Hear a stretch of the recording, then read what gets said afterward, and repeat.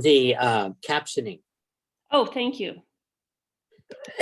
So I'm Terry Stump and I'm on the program committee.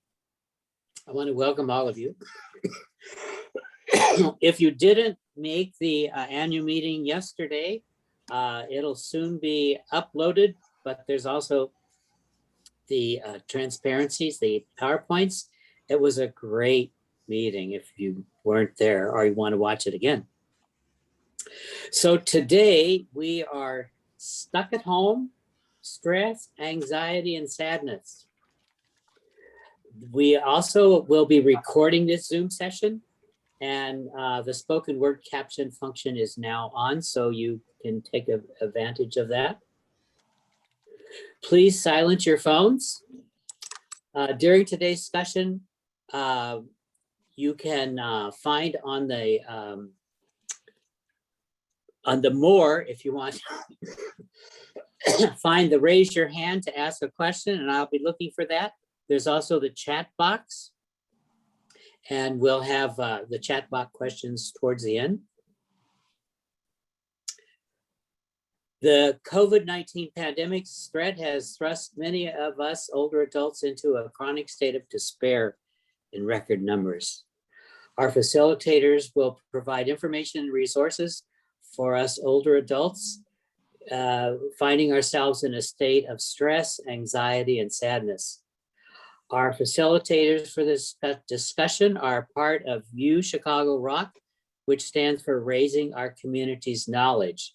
And this brings education to the community. And you may recall we had Andrew and a different colleague last year talking with us about chronic illness, and it was a great participating discussion, and he said he wants to do the same thing this time. Andrew Wang is an MD PhD student at the Pritzker School of Medicine, UChicago, and he's been in Hyde Park for the past 8 years. He started here as an undergraduate. He originally is from Maryland. His partner today for the conversation is Dominic Robolino, is a first-year medical student also at the Pritzker School of Medicine, UChicago, originally from Southern California. This is the first ever winter here. It's been enjoyed and been a new experience. However, there's excitement for spring and warmer weather. And just as a sidebar, my first 5 years here, I couldn't figure out how much spring we had. It only seemed like 2 weeks, and then we were into summer. So as long as the lake gets filled with water, people are happy during the summer. Anyway, we also have Dr. Abdullah, known as D. He is joining us as an interested party. He also is the co-founder, co-creator of UROCK. So we're glad to have him and baby Aziz. Baby Aziz, yes. And baby Aziz may speak up later, not a problem. We're gonna tag this one as intergenerational. Anyway, all welcome, and the program is now Andrews and Dominic. Welcome. Great. Thank you so much for that introduction. I've been told I speak kind of quick, so if you need me to slow down, just shout out and I will slow myself down. So I'll just go ahead and start sharing my screen. All right, can everyone see? Yep. All right, so just to start off with, these are some faces that you might or might not recognize. Some of them are pretty famous. They're actually all pretty famous. And I mean, I guess, do you guys recognize them all, right?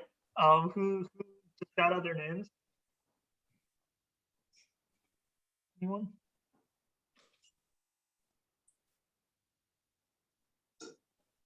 We're all muted, aren't we? Oh yeah, I think yeah. So feel free to Yes. feel free to talk. Definitely, I want this to be interactive. I think the last time we did this, it was a little bit more of a discussion than a pure presentation, and it was really good for us, and I think it was helpful too. So shout out. Everyone can unmute themselves, or you can also hold down the space bar just to unmute yourself for a moment, and then you'll be muted again. Okay, there's the Rock. I think that's what his nickname is, Ellen, and I'm having memory issues, so sorry. Halle Berry's one of them, right? And Right. and Mark Generous? Mark Phelps. Is that Mark Phelps? I can't tell. Yes. Yeah. Yeah, that's Michael Phelps. Yeah, so Michael these are Phelps. people from We all have to be walks of right life, here to right? be We in the have a view. couple actors. Michael Phelps is an incredible athlete, and Ellen is, I don't know what she does now. I guess she's a host. But since this is a talk about depression and anxiety, you might be able to guess what is the one thing that all these people have in common. So, and that is that, you know, even though they are pretty famous, that they do a lot of really cool things, that they still all suffer from various types of depression. And of course, it's not just something that celebrities deal with. I'm sure in our own lives, we can think of either for ourselves or people that we love, people who've suffered from depression and anxiety, and people who sort of deal with this on an ongoing basis. I think especially as Terry said in the beginning, right, with the onset of COVID, and especially in our older populations, there's a lot of added stressors which really just add on to these burdens, which we'll talk about as well.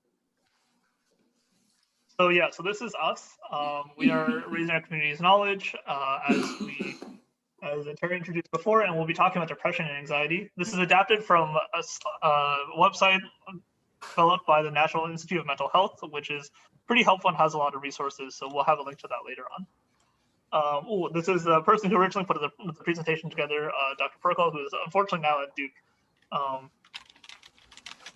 Yeah. So what is depression? Here's sort of just a cartoon that I think is pretty illustrative, but I want to hear from you all first. What are some of the thoughts you have about what depression is? What are maybe some of your experiences with it, either in maybe your own lives, if you want to talk about that, or of course, the people that you have known in the past?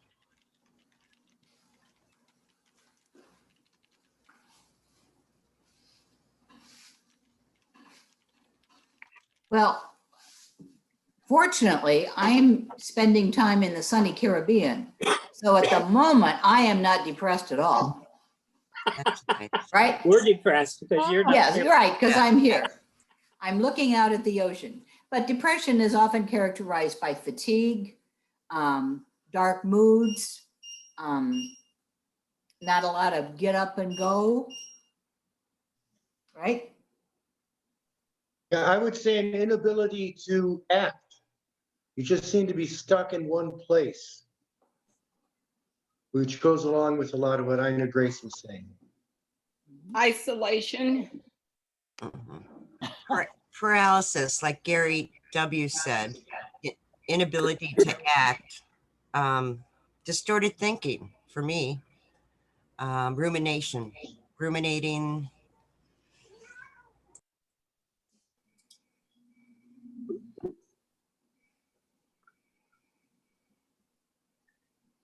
Sometimes panic.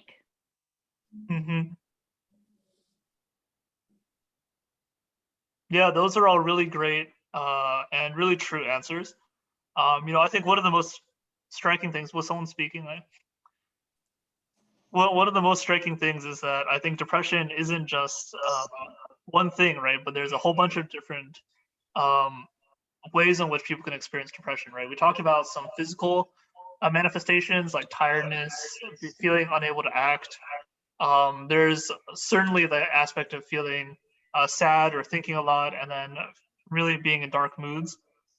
And there's also, you know, things like panic and anxiety, which come sort of hand in hand, really. I think the thing I like about this cartoon, I don't know if you can read it that well, but it feels like when we're in the middle of depression that it's very isolating, like someone else mentioned, right? It's like it's like this unique thing that we're experiencing that no one else has seen before. But in reality, you know, that this is something that a lot of people have experienced, and that really it's a matter of reaching out and then being able to find people who can support you in that. Right. So it feels isolating in the moment, but of course, you know, we're not alone in all this. Yeah, so here are some of the words that sort of come up, and you know, a lot of the ones that we talk about all come in there as well. And so the main form of depression that we'll talk about is a major depressive disorder. And this is sort of what we typically think of as typically a period of about 2 weeks or more where you have an extended feelings of, well, we'll get into the symptoms later, but there's like feelings of being down, and then also various physical symptoms as well. And this is a medical illness that can interfere with daily activities, right? We talked about how for some people it leads to an inability to act. There are some very real consequences that go beyond just the way that we feel. And it affects people in different ways, right? We talked about how, even in this group, we had so many different experiences with how depression affects us or people we know. And it's very common. It can occur in any age. Typically, we think about it first occurring for people in their teens, 20s, and 30s. But of course, it can occur at any time. It's typically just that, as people reach sort of adolescence and there are those big life changes, that's when people start realizing, oh, maybe I have a predisposition to be, to suffer from depression. And it can occur with a lot of different illnesses as well, including other mental disorders. Dominic will talk about anxiety and how that intersects with depression later. Substance abuse, right? We typically think of, if you know people who suffer from addiction, a lot of times that can be correlated with depression and can sort of be causal one way or another. And other health conditions, right? And really a part of that, I'd add, is like the isolation and the loneliness that we see with the pandemic, right? So these are things which force us to dramatically change the way we live. And because of that, it can be difficult to adjust to the new situations in which we're in.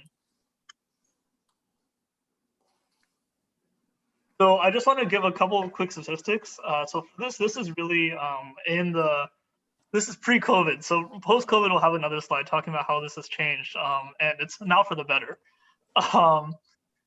But in 2017, so this is about 3 years ago, 7.1% of Americans had a major depressive episode. So that's in that year, about 7.1% of Americans had at a period of 2 weeks or more where they felt down, depressed, loss of interest and in doing various things and whatnot. And this is typically more common among women, and then also in persons aged 18 to 25, but of course that's not exclusive. Yeah, so then between 2009 and 2013, 8.7% of people living below the poverty line reported serious psychological distress. So this is something that also is it becomes more difficult when it comes with social stressors like poverty, like and we can think of all the ways in which poverty makes it more difficult to sustain ourselves and to keep going. And then it's also something that isn't just something that can be shaken off, right? Almost 64% of people, so more than half of the people with major depressive disorders reported difficulties in being able to do work, being able to take care of people at home, and being able to maintain a social life. Right? This isn't something that's just something that happens to us, but something that shapes the way that we live. Right, and that might be something that you guys have had experiences with as well. And then, of course, the other thing is that it can be treated, right? So depression is something that I think increasingly we've become more aware as a society that it's a mental illness, it's a health problem that can be treated. And of those with severe depression, about 65% reported treatment with a health professional or medication. So that's something that we'll talk about later. I think Dominic will take most of it. The idea is that there's the ability to be treated both with medication and with various forms of therapy that can help. So how do these statistics line up with your experience of depression? Is this something that you feel like is in line with what you've seen in your life and the people around you, or does it seem a little high, a little low? What do you guys think? I'm more interested. I'm Sarah. I guess I should say that. Hi, Sarah. Hi. I'm more interested in how it affects the isolation is unique with COVID, and the and being older and having a change in abilities to do things. For instance, physical abilities to do things. Like I'm suffering from mobility problems right now. Also, this don't worry about answering this or anything, but I always wonder when there's that "you are not alone." Why is it helpful for me to know that other people are unhappy too? It's really not.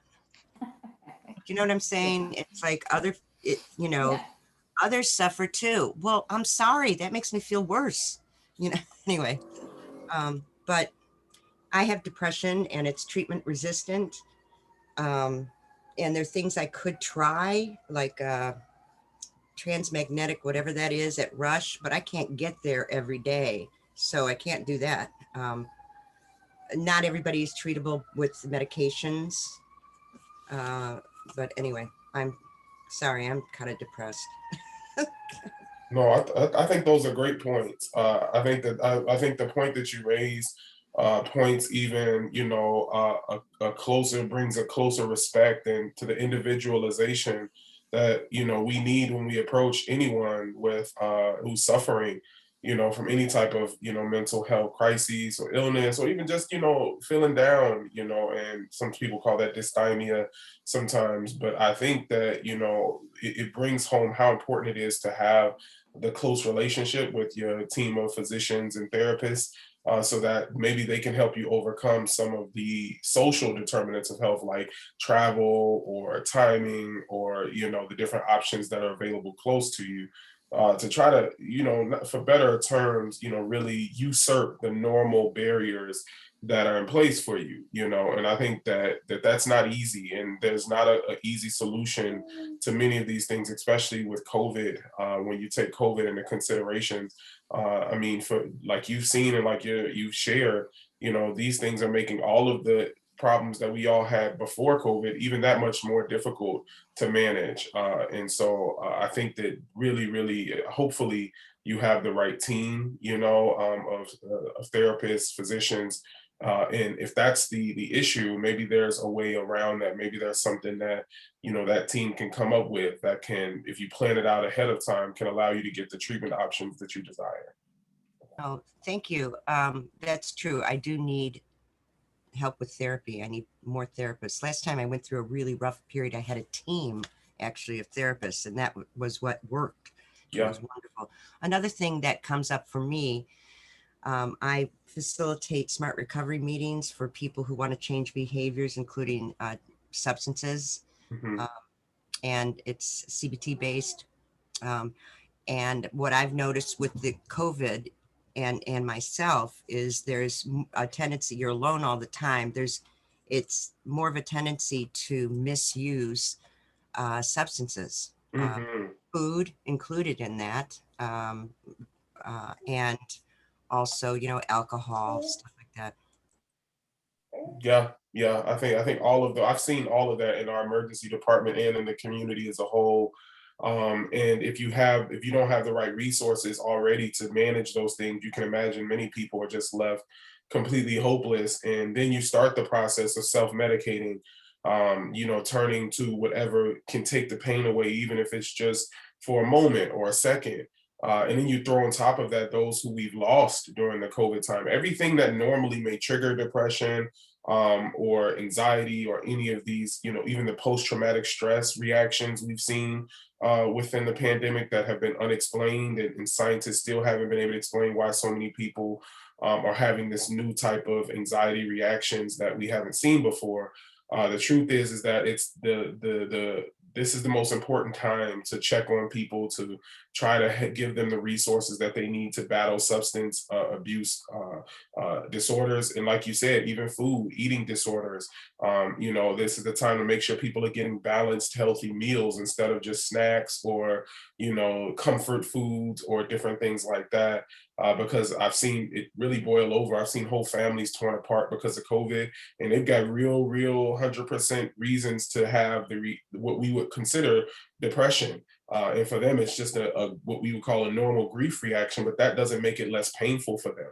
And the same thing goes if you already have depression or bipolar or any type of, you know, struggles, and need that the psychobehavioral therapy, as well as just regular therapy, as well as just kind of communal therapy with other people in a social environment, similar to what you all have here today, some type of constructive event. But without those, as you have pointed out so poignantly, we've seen people just really suffer this last year.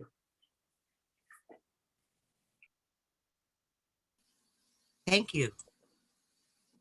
Yeah, thanks, Dr. Pratt. That was great. And yeah, that's definitely true. I think I'll say that one of the things that is most encouraging is that even in the middle of the pandemic, you know, it's nice I think it was good for me to see you all a year ago. You know, that's crazy, a year ago, with the pandemic and meeting regularly still. And then it's encouraging to see you all still doing it. I recognize some of your names and faces from that last time. So, you know, these sorts of communities are important, right? Otherwise, no. stuck at home by ourselves or with a couple people, and it's hard. It can be. And yeah, so this is just sort of a breakdown of the statistics with major depressive episodes. Sort of some of the things that we pointed out, it does tend to occur more in females, and then it happens more in younger folks, but again, that doesn't mean it doesn't happen in older folks, and also there's probably an element of underdiagnosis here as well. And then we see that it basically happens to people of all ethnic and race identities. So I'll just go on. Yeah, so there are a few forms. So we've talked about major depressive disorder, and this is the one that we'll focus on. But I do just want to mention that there are other forms of depression that exist. There's persistent depressive disorder, and this is sort of just the continuous form that you see. It's not really like the acute dramatic form, but something that's more ongoing. Postpartum depression is typically what we see with women after childbirth, where there's an extended period of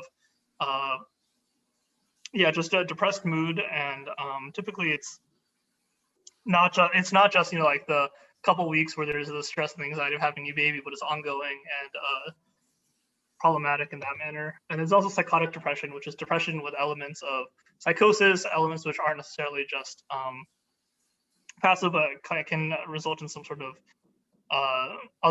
which co-occurs with other mental disorders. And then of course, something that I feel like always comes up when new people come to Chicago is seasonal affective disorder, which can really throw people in a loop when you come from somewhere that has sun and all day and doesn't it doesn't go dark at like 4 p.m. In the wintertime. But yeah, so seasonal affective disorder, of course, is when people typically in the wintertime or in the transition times begin to feel depression, typically due to there's various factors that happen with seasonal timings and whatnot. So that's something that I feel like we always bring up when always want to point out when we have new people come to Chicago, which happens a lot, in the university setting.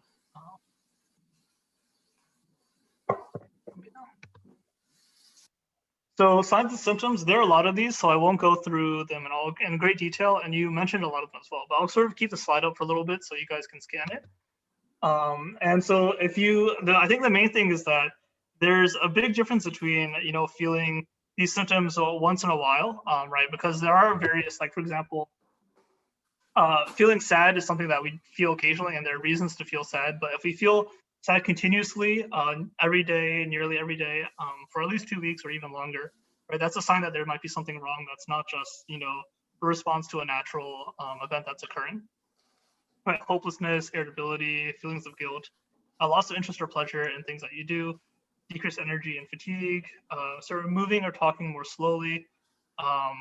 And it's especially helpful if other people if you interact with other people, like, oh, you seem a little slow, or you feel like it seems like you've been a little bit off the past bit. Because for some of us it can be hard to tell, right? Sort of in the middle of our own lives. Difficulty concentrating, difficulty sleeping, appetite and weight changes, especially thoughts of death or suicide. And then there can actually be also a psychological element to what we experience as physical pains. And that's something that I want to point out because it's something that we don't really think about too much. But there can be, if we have headaches or pains that sort of don't go away and there aren't really obvious biological reasons, it can be also an element of depression in there as well. Of course, it can also be an element of just growing old, I guess. So that's there's a balance there. And then for risk factors, these are things that can give us a predisposition for depression. There are genetic risk factors. These are things that if you think about when we talk about family history, or like if you say, oh, I have a family history of heart disease or diabetes or breast cancer or something like that. Just like all those, there can be a genetic predisposition or a family history of depression. You can have biological factors, you can have environmental factors, which are sort of what Dr. Pratt talked about with our social environments, the things that we eat as well can play a role, and then also psychological factors. Yeah, and so all of these together end up producing these risk factors for depression. All come out together. Our genetics, our brain chemistry, poor nutrition, physical health issues, drugs, and stress. So sort of switching gears a little bit and talking more specifically about what that means for older populations. There is a lot of, so typically, like I mentioned, we see depression in younger folks because there are a lot of changes that happen with adolescence and, what happens in your mid-20s. But just as there's big changes that happen there are a lot of big changes that happen as we age and retire, sort of look towards the, as we grow older. So part of that, we can think of how retirement can lead to social isolation and less social interaction, right? If we have networks at work of people that we know and people that we talk about, and then we retire and lose those networks, it can be hard. That's a social element. There's some evidence that natural body changes associated with aging, like brain chemistry changes, can increase the risk of experiencing depression. So there's a biological risk factor that's associated with aging. And typically depression is associated with higher mortality rates in older adults. So that means that, depression can be something that is dangerous for our lives because, it makes us maybe take care of our bodies less or things like that. This doesn't mean that depression is a normal part of aging, though. It just means that, the risk factors for depression increase with aging. And so there are, of course, ways to prevent it and counteract it. There's a way to maintain some sort of social community, either with family or with friends and people that you're close to. You can maybe think about communities that you know, and then, of course, that doesn't involve necessarily just meeting people face to face because that's not really viable these days, but even just like phone calls or Zoom meetings like this. Exercise can be a good one. And of course, exercise, again, right, is something that we usually think about going outside or going to the gym, but that's something that we can do at home too. I'll give a quick side note. My sister really likes these like home exercise videos, essentially, except they're like on YouTube. And so she'll do those at home with like a yoga mat. And I'm always impressed. But the idea is that exercise isn't something that requires a lot of external things that can be adapted to our current situations. And then also it's important to recognize the symptoms of depression early on. So fatigue, insomnia, irritability, confusion, attention difficulties. And if those sort of are things that you notice or people around you notice, it's probably a good time to talk to a provider, talk to your general medicine your general practitioner or whatever. And yeah, so if those come up, it's important to talk to your doctor and maybe get evaluated, because there are treatments, there are ways to sort of work with your medical team to get the best picture of what could be done.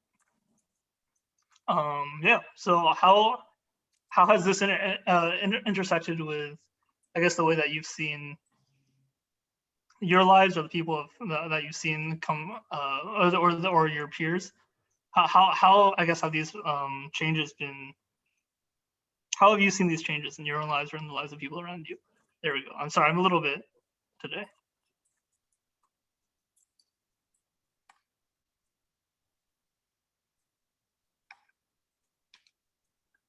Could you rephrase it? I mean, could you say it again, Andrew? Sorry, I didn't catch it. Yeah, sure. I was just saying, like, we've talked about how there are all these changes which happen as we age, and how these can lead to risk factors of depression. And are these things that you've seen to be true for people in your lives, or how are there coping strategies which you guys have dealt with over this past however long it's been? Well, they're certainly true for us, which is why I think there's this kind of community. Most of us are retired, so we no longer are in our work environment. We don't have our friends that we had through most of our adult life. And so we've come together to try to solve mutual problems, but more than that, to provide each other with some company and sustenance. Yeah, that's great. Is hearing loss related to depression? Well, so hearing loss is probably biological, but there are certainly ways in which hearing loss can lead us to sort of these physical changes which can cause stress and anxiety and can lead to depression, right? So we talked about how there are big changes in life can sort of trigger depressive episodes, and hearing loss can certainly be one of those, right? just as loss of mobility can change us, can force us to change the way that we've lived, so can hearing loss and things like that. Yeah, and I've seen it personally affect people. My own aunt, she suffers from Meniere's disease, which is a problem of the inner ear, where you get pressure build up and you eventually leads to hearing loss. And it's very stressful, and it affects her mood. The fact that many times when she's trying to communicate with people, she can't hear them, and I think that as that, and it kind of fluctuates. So sometimes it's better than other times, but it's progressively getting worse. And I think that whenever you break a normal conversation, it may be a great conversation just to say, hey, I didn't hear that. And if that keeps happening, and then, you may feel like you're becoming a burden on people. And then it becomes socially isolating, where maybe your favorite songs don't sound the same that you listen to whenever you be stressed, growing up or throughout your whole life, or favorite movies, or even, speaking with your grandchildren. All of those different things, as they're affected by hearing loss, can make you feel more isolated, and it's just another stressor that piles on top of all of everything else that we're all dealing with life. So I think that's a very key point. But there are communities, and many senior living facilities may have groups of people who all, either learning or know sign language. But it definitely is difficult, I would say. So if you're suffering from hearing loss, then, my support is definitely with you. And I would say, try to, whether it's, dealing with a specialist, are you someone who's amenable to hearing aids? Are you someone who's available, who knows sign language, or has a community of people who know sign language? But like with Andrew said, with the technology today, there are many different online virtual platforms that are purely based on sign. With people, especially with the screens where they have everyone's screen up, and then, people can sign, and you don't even have to worry about muting. It's just your video or whatnot. So I would definitely say look into the options that are specific for you, to really be able to reconnect with people, whether they're people who are also suffering from it, or people who are just in that space who, can be those social connections that we all need. I have a question. I'm not wanting to talk about Megan and Andrew. However, one of the things that struck me the most, and I would find quite painful if it happened to me, is feeling trapped, alone, shamed, and I'm depressed and maybe suicidal, but I'm so trapped and alone, and I can't ask for help. How can that cycle be broken, or what can happen? What can one do?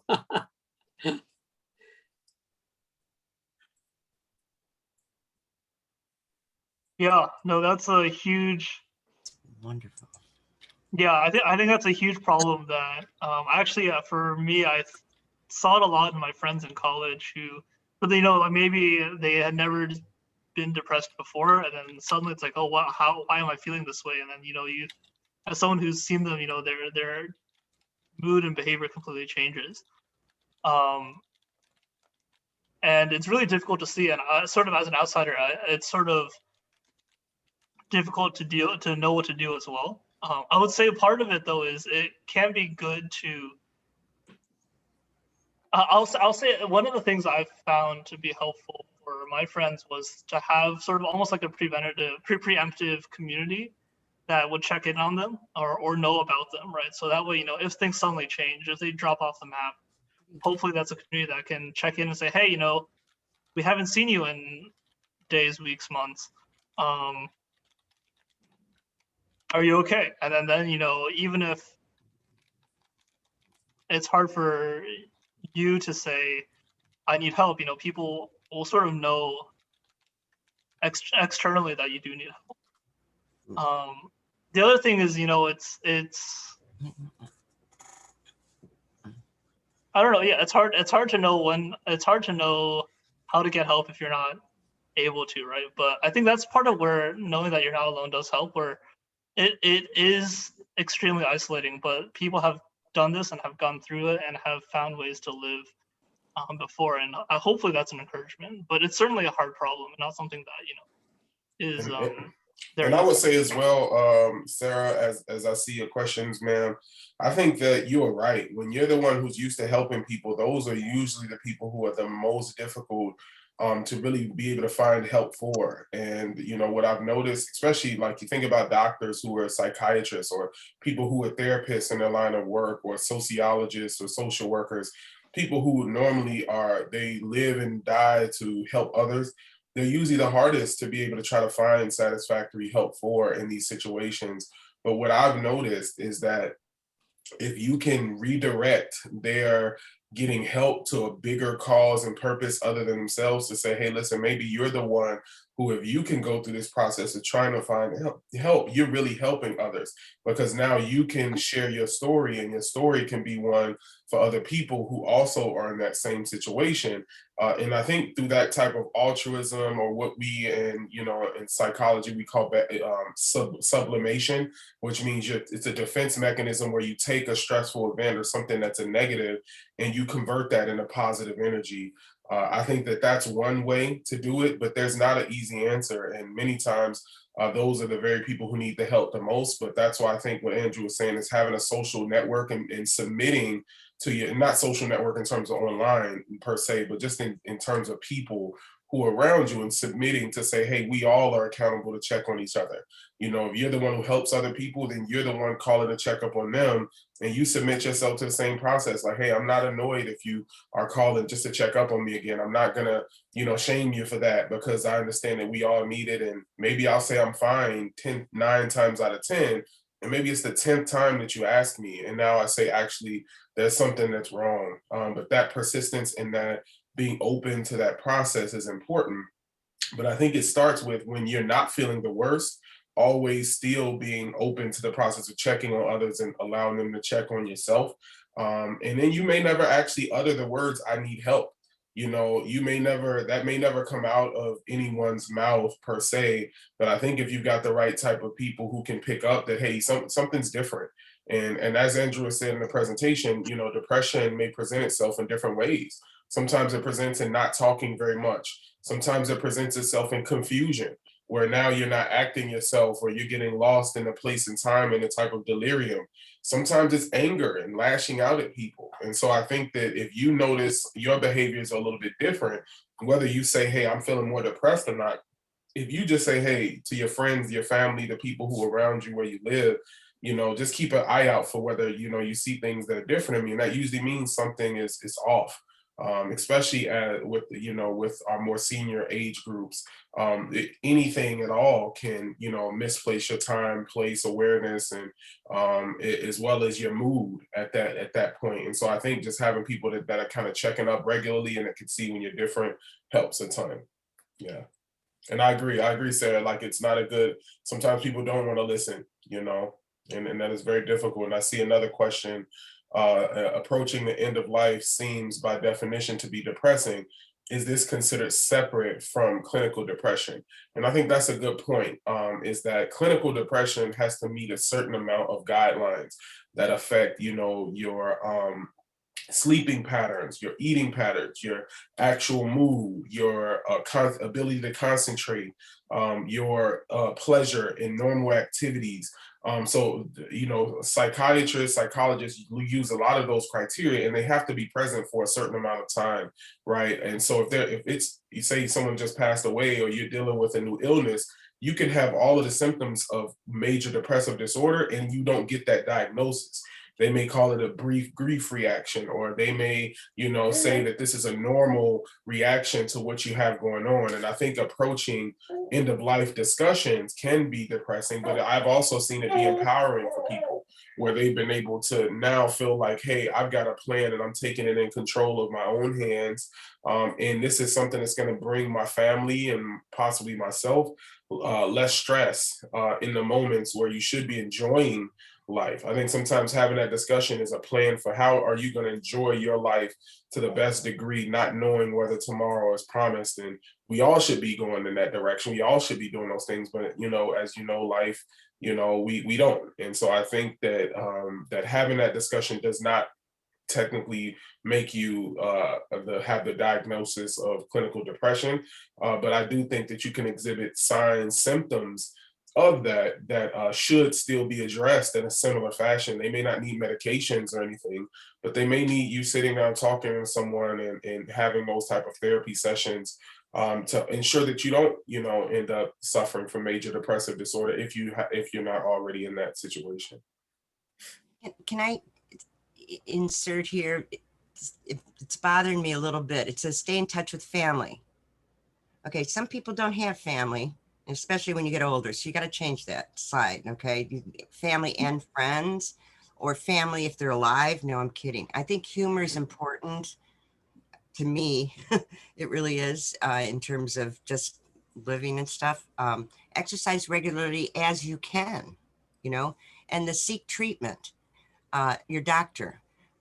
Well, okay, but there's other things. What gives you joy is important. What's an interest that just gives you joy, like creativity, art, writing, or being with friends. I think that's important to have as a resource to yourself.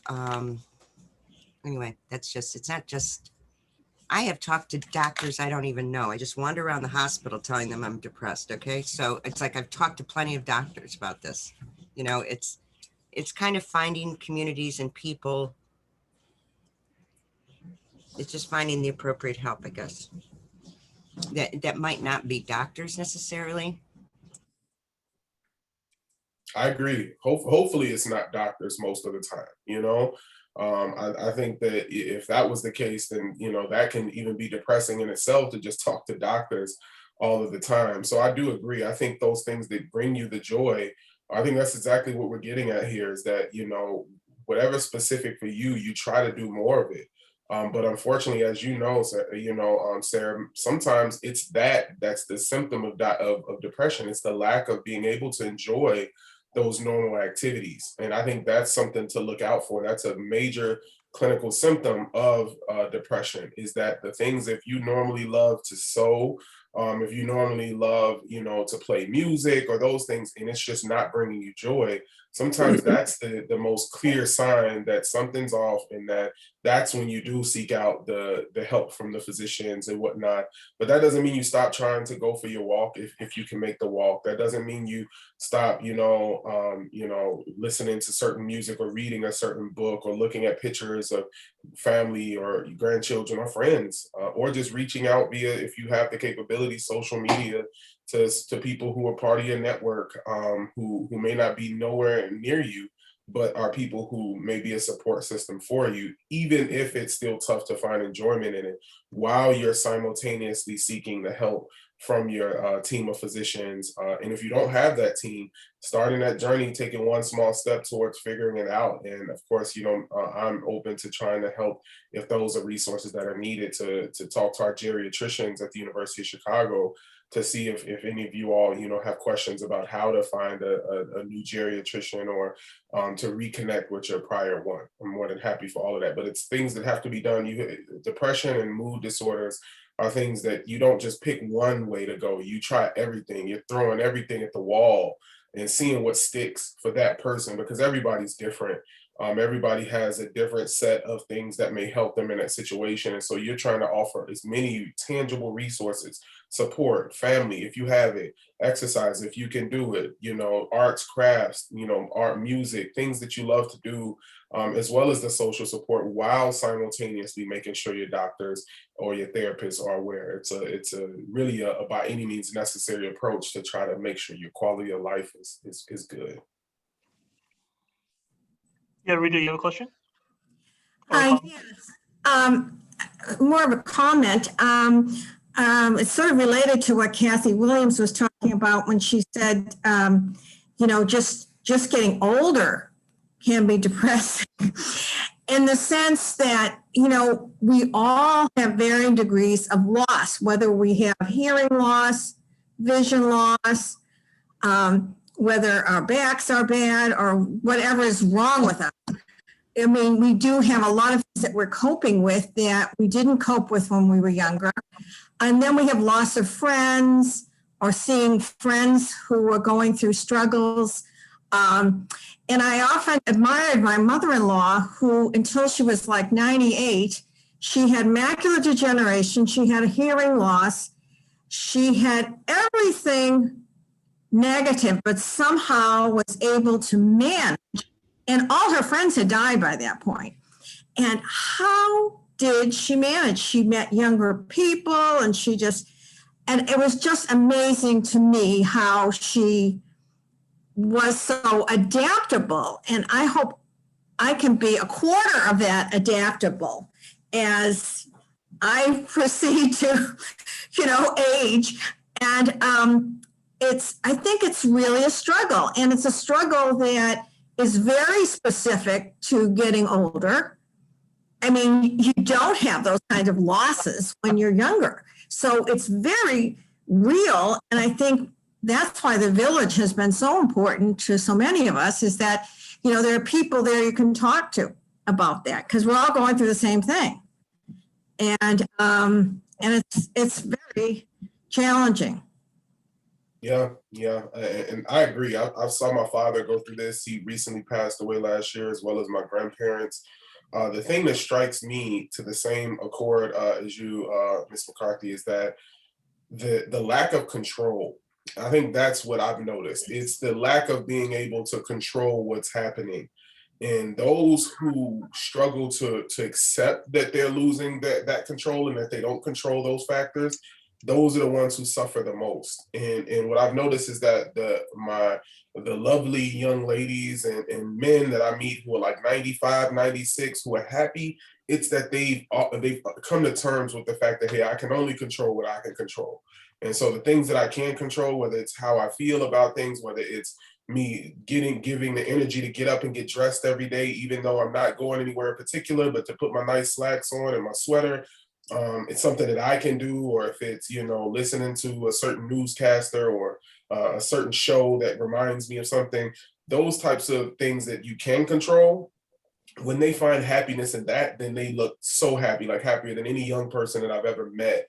And they're also content with, dealing with the realities of less days in front of them than were behind them, and I think that that's commendable. And that's one of the best parts about my job in the ER, is that I get to meet people, whether they're struggling or not, especially those who have lived fruitful lives, to hear their stories and to listen and to just sit down and try to gain something from them. Because for many of them, their thing is like, hey, you can't control everything, and don't stress over it, and try to make the best out of every moment that you have, even if it's not that many, even if it's, nothing super pleasant to jump over the moon about. It's all you have, and you control that, but everything else you gotta let it go. But that's easier said than done. Much easier said than done. Very hard. Yeah, thank you all so much. I think this is just as insightful for me, as probably more insightful for me than for you all. So with that, I think I'll turn it over to Dominic for the second half. He'll talk about anxiety and then go into some of the ways to deal with these. So I'll go on to the next slide. Oh. Now we'll go on to the next slide. Dominic? Cool. Yeah, so now we're going to be moving into the portion of the talk that's going to be covering anxiety and then treatment options and whatnot. And I think this part will move a bit faster than the last half because of, there's a lot of parallels between anxiety and depression, even though like their symptoms may present differently and things like that. And because you have all done like such a great job of kind of discussing like during the depression talk about, treatment options and, some of the ways in which this or, these mood disorders and things kind of present in older populations and how they can be more difficult to manage and things like that, with loss of mobility, which kind of affects your ability to exercise, things like that. But yeah, now kind of just focusing on anxiety, just a question for you all to kind of engage with this a little bit. Like what comes to mind when you think of anxiety? Like who does it affect? Like go for it. What are maybe some symptoms, or like what are the ways in which it can affect people's lives?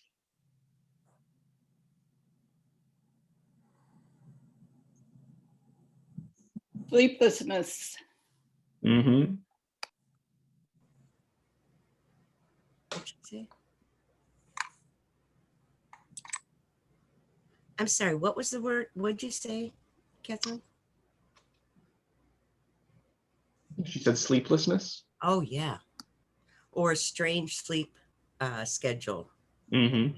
like doing nightly screenings of movies till 4 a.m., 3 a.m. Mm-hmm. Trouble making decisions. Mm. Shall I do this? Shall I do that? I mean, Mhm. this cartoon is pretty indicative. Yeah, definitely. Not being able to focus and make a decision. Mm-hmm.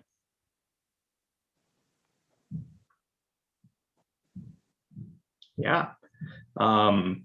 So just kind of thinking about anxiety generally, there's, anxiety occurs kind of on a spectrum. There's, normal levels of anxiety, just like, sadness one day maybe not doesn't constitute like depression as we might think of it as like major depressive disorder. It's normal to be anxious about new things that are happening in life, or about making big decisions, or about upcoming tests. Like, I'm a little anxious, to give this talk just because I'm not used to talking on Zoom or giving presentations as much right now.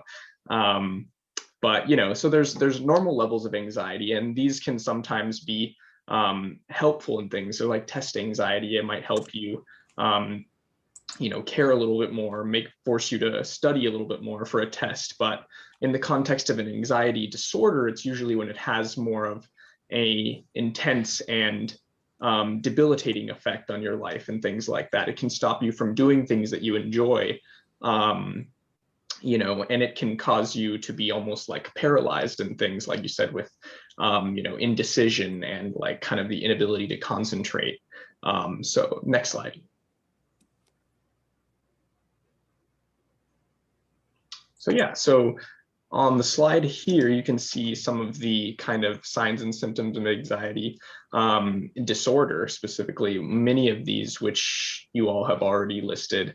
And, like we mentioned before with depression and things like that, you may not experience all of these things if you have or are experiencing an anxiety disorder, but, some of them are more common and some of them are more characteristic, such as the excessive worrying and things like that. And it's usually the worrying or agitation is kind of thought of as disproportionate to the like event that it is associated with. And another common one is like, the agitation and the restlessness and kind of like a stimulated sort of state, and you're having like, maybe your heart's beating out of your chest, maybe your palms are sweating, your hands are shaking, things like that. And then like you all mentioned as well, with trouble sleeping, or like having irregular sleep cycles as well. Nighttime anxiety is a very common way for anxiety to manifest, and that can definitely, number one, cause you, have difficulty falling asleep, staying asleep, and then that can kind of be seen, the next day, or that can kind of perpetuate as a sort of fatigued state throughout the day and things like that. And so that's kind of, one way, and then it can become debilitating and things like that because of that like effect it has on your life and things. So, just moving into some statistics about anxiety and things, what do you all think might be the like proportion of the population that anxiety affects? 20%. Aye. Yeah, so I think another thing to consider, like Andrew mentioned earlier, was about kind of the like underdiagnosis and underreporting of some of these things. So, going off our first next bullet. Ooh, I went the wrong way. Yeah, so as you can see here, in 2017, about 18% of adults experienced anxiety disorder in the given year.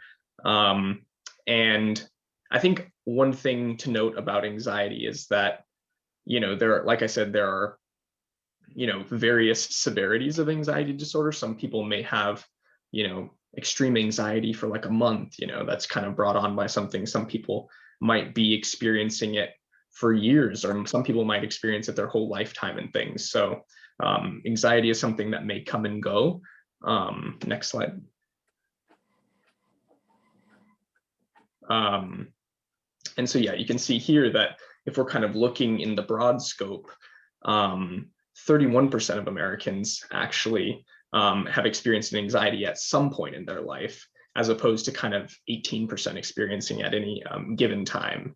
And the thing that kind of makes an anxiety disorder different from just your average anxiety or worry about something happening in your life is that it's seems to have more of an effect and kind of a disrupting effect on kind of your daily activities or your work and things like that. With, like you can see there, 23% of people reporting severe difficulties, and then 33% experiencing moderate difficulties. Why it's more common with women than men, I'm not exactly sure about that. It may be something biological, but it has been shown, I guess, in surveys. And like another thing, it could be biological. It could just be something more about a sort of what's the word, like women like reporting anxious symptoms, or more likely to report anxious symptoms than men, or more likely to seek treatment or treatment for anxiety and anxiety disorders than men. Could be one or both. Dr. D, do you have any kind of insight on that? Sorry about that.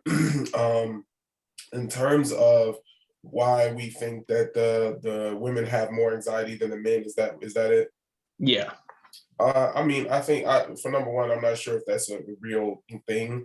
But number two, I think it may be, related to different societal norms and pressures, and how we think it's acceptable to deal with those pressures and whatnot. And so, as you can imagine, men and women, unfortunately, there are double standards across the board, and there are also biological differences. But I think a lot of anxiety, as we talked about with depression, deals with control, right? Where it's, if you feel like things are out of control, it's your reaction. It's a fear reaction. And the way my dad, who was a psychiatrist, used to describe it is that fear is the body's natural fight or flight response to a real threat. While anxiety is the body's fight or flight response to a non-real or an imperceived threat, or something that's not tangibly there. So, you're worried about a job, but, you're having a reaction as if a bear is about to hunt you in the wild, or someone's about to shoot you. Your body reacts that way, but really you're just worried like, hey, am I going to get the promotion or the job that I want? And so that can be a type of anxiety.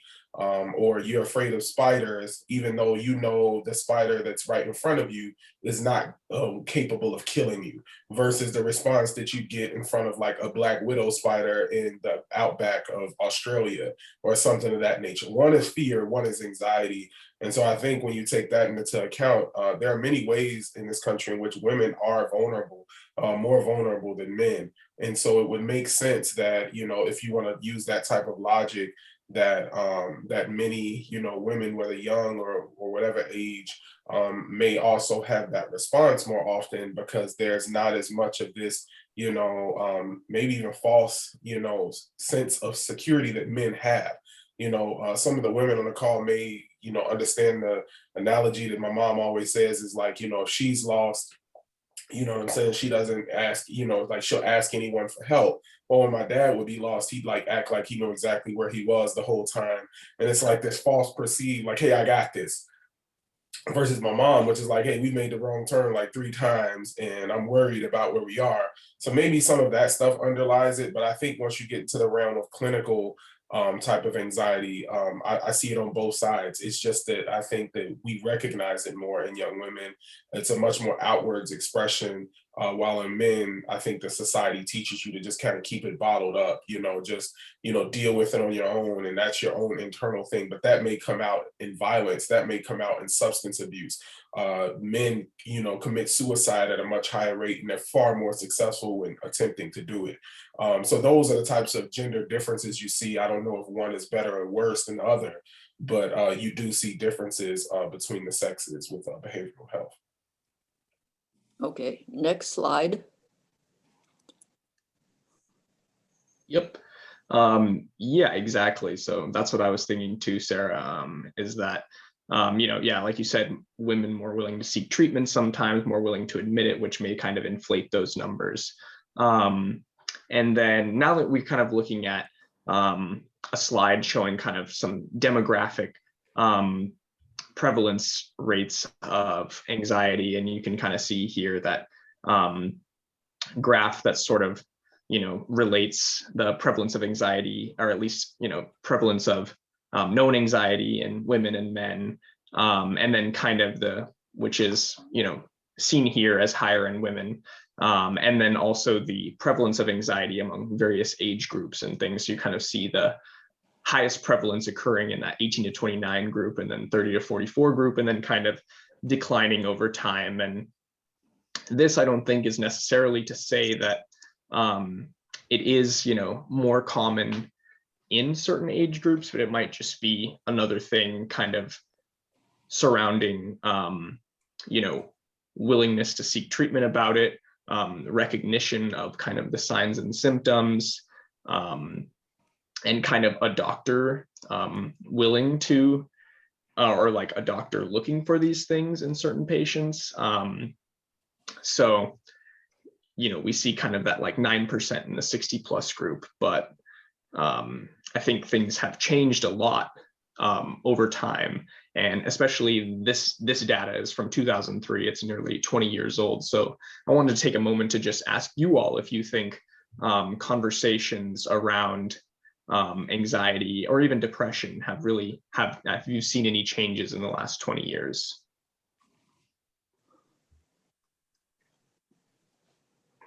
I think it's spoken more about, more openly. Mm-hmm. Definitely. Well, especially now that we've got the pandemic to deal with. Mm-hmm.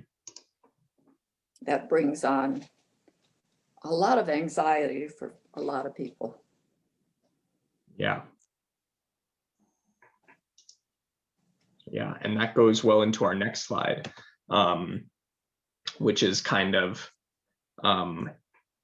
looking at how these prevalence rates of anxiety have changed in older adults, like in the context of the pandemic. And so, thinking about people now experiencing things like social isolation, loneliness, stress, which may be more compounded in age groups that are retired and don't have kind of that community work environment, things like that, may be living on their own if they've lost family or significant others. And a kind of a study by the Kaiser Foundation found that in 2019 only 1 out of 10 adults kind of acknowledged, or it was found that 10% of adults basically experienced anxiety.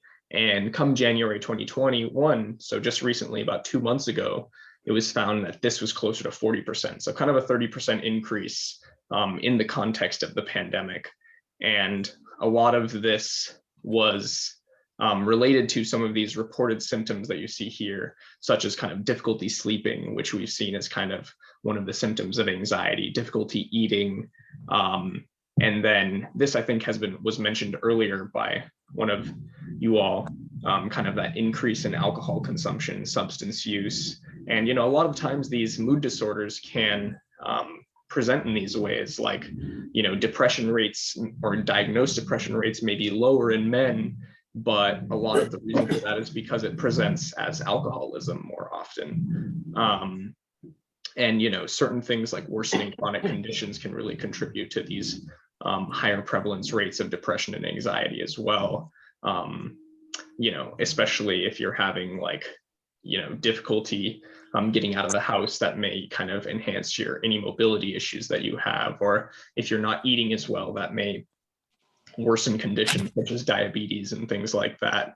And then like here we have at the bottom of the slide, you know, ways to prevent and counteract. Like this was, I think, what Sarah was mentioning about how, you know, there are ways other than the doctor and things to kind of really treat these maybe even earlier on, or just in a ways that is more comfortable for individuals specifically. And obviously, you know, some of them are not as accessible for certain people, such as exercising or staying connected virtually, especially if you have, you know, technology issues or, you know, Wi-Fi connectivity things. But hopefully that, you know, one or more of these are something that can help people if they are experiencing, you know, worsening mood disorders because of the pandemic.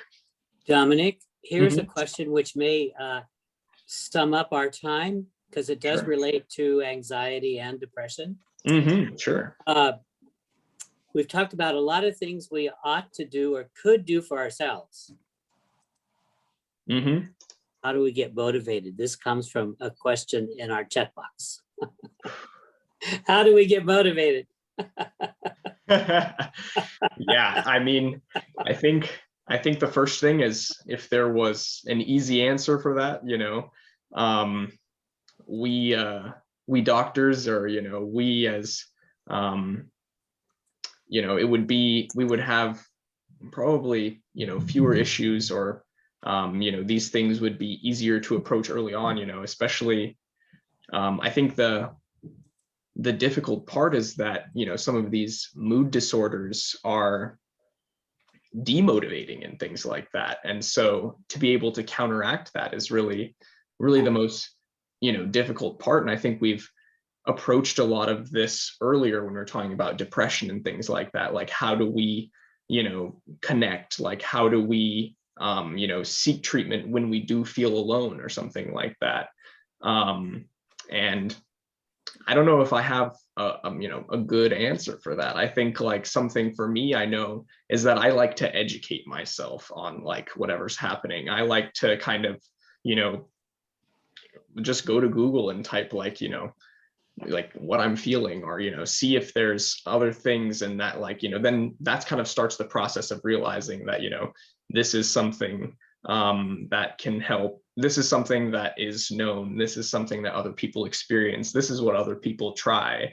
But yeah, I would love to hear if anyone else has any other ways in which they self-motivate, or, you know, begin that process of. Well, I think where our time is about up, but one of the comments that you made is educating yourself. And so Chicago Hyde Park Village, our next Wednesday drop-in, we will help ourselves become more educated. The title of the session is "The COVID Vaccine is Here. Now what?" Any of our hesitancy to get the vaccine, but also what can we do once we're vaccinated? So join us on Wednesday, the 24th of March for that session.